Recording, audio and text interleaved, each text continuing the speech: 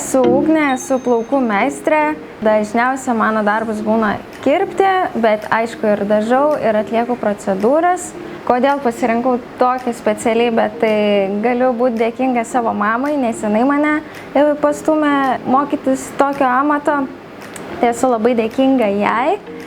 Šiandien mes esame naujai atsidariusiame salone Solovi, kuris randasi Bajoruose.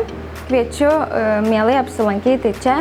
Mūsų be galo yra didelis kolektyvas ir mes atliekam čia viską, nuo plaukų dažymų iki paprastų plaukų galiukų kirpimų, procedūras atliekam.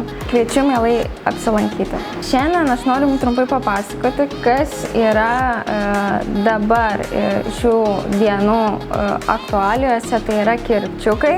Galbūt dažnas pastebėjo socialiniuose tinkluose, Instagrame arba Facebook'e kaip influencerės arba šiaip paprasti žmonės.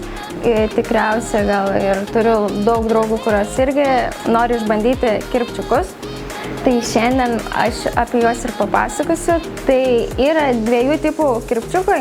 Tai vieni vadinasi cutting banksai, tai kaip matote čia, vadinamos lietuviškai užuolaidėlėmis. Tai klientės yra labai pamėgusios šios kirpčiukus.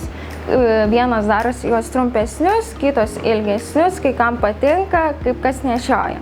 Tai mes šiandien darėm vidutinio ilgio, kad užsikištų ir už ausies, kad būtų patogu ir kad šiaip nekristų labai į akis.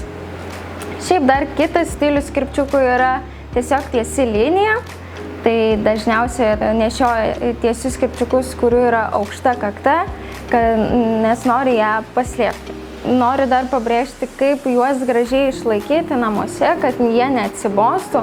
Tai dažniausiai siūlau klientėm, kurios turi daugiau laiko ir mėgsta pasėdėti prie veidrodžio namie, tai pasiimti džiovintuvą, pasiimti tokį šepetį. Dažniausia geriausias mažesnio diametro, kad gražesnė banga išeitų. Siūlau tiesiog namie praktikuotis, pasiimti šepetį ir su penu pūsti iš šitos pusės srovę ir tada gražiai jinai užsilenkia ir gaunasi va tokia banga. Dar, jeigu nemoka su džiovintuvu ir būna, kad tiesina plaukus, tai siūlau su tiesintuvu. Irgi užlenkia gnybtus, irgi suka ir taip lengvai irgi gaunasi tokia banga.